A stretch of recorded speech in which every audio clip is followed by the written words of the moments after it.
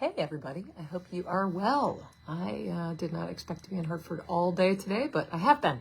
It's one of those days where I came in and had a couple meetings and a big long break in the middle that I thought I would get around to talking to people, and every meeting sprawled over into the next. I know we've all experienced that, and we're having some, it's time of year we have some staffing changes, and so we had some conversations about that, and a lot of interesting meetings, but a lot of long meetings, and looking forward to getting back home to our beautiful corner soon. I wanted to talk a little bit about, we're having a lot of conversations about special session and what that means. So just sort of as a reminder, we are a part-time legislature, and our regular session runs from January to June in the odd years and from February to May in the even years. So we are not in regular session. And so in order to take legislative action, we have to have a special session. And special session, in theory, can be called by the legislature but it's quite difficult. It requires a petition process, and it's quite cumbersome. And I don't know if we've ever done it, but certainly not in my tenure, and it's very hard to do.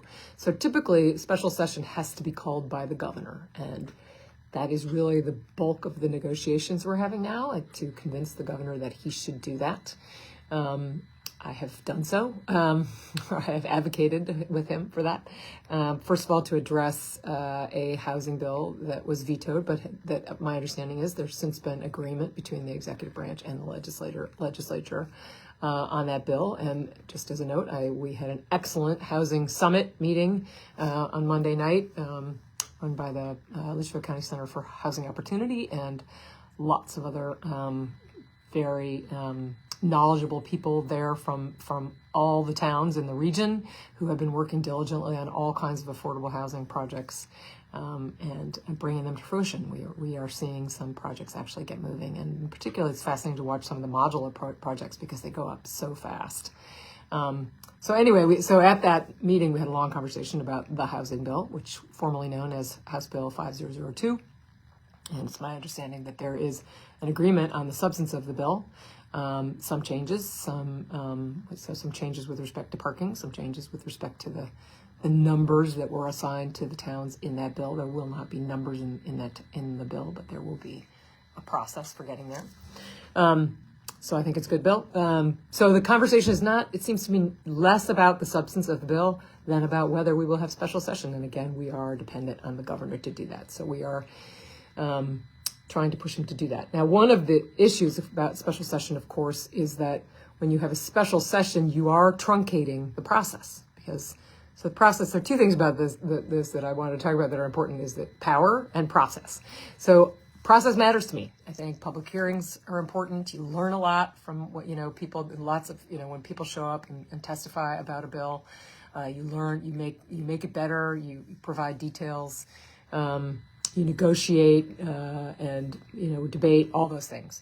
Those are really important. This bill has had a lot of that. There are not brand new provisions in the bill that have not been subject to substantial public hearings. So it's an appropriate thing to try to get done during a special session. There's also some education legislation, which again went through the process, is pretty much unchanged, had very strong bipartisan support, and then just failed at the end for timing reasons. And again, that bill has had process. I know that it is often tempting when you have a special session to add other things to it that feel urgent to some people, but that really need to go through process. And so I've also been having those conversations to try to weed some of that off the list so that we're dealing with things that truly have had a process and that are urgent and need to be dealt with now, and that there are powerful reasons for doing that. But it is about, it's the governor's power to call us into special session.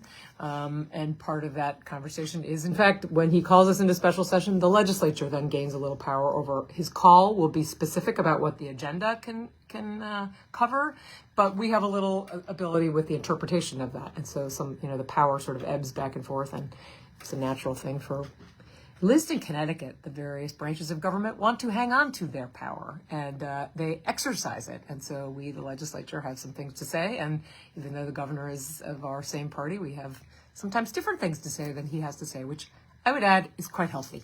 And I'm happy that Connecticut has that kind of process.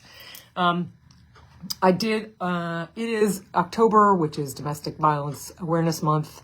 It's an area that I've done a fair amount of work in over the course of my life, and I know the two domestic violence agencies that cover our neck of the woods are Susan B. Anthony and Project Sage. Susan B. Anthony is holding their vigil tonight at 6 o'clock, which is pretty soon, at Coe Park, and Project Sage is holding theirs on October 9th.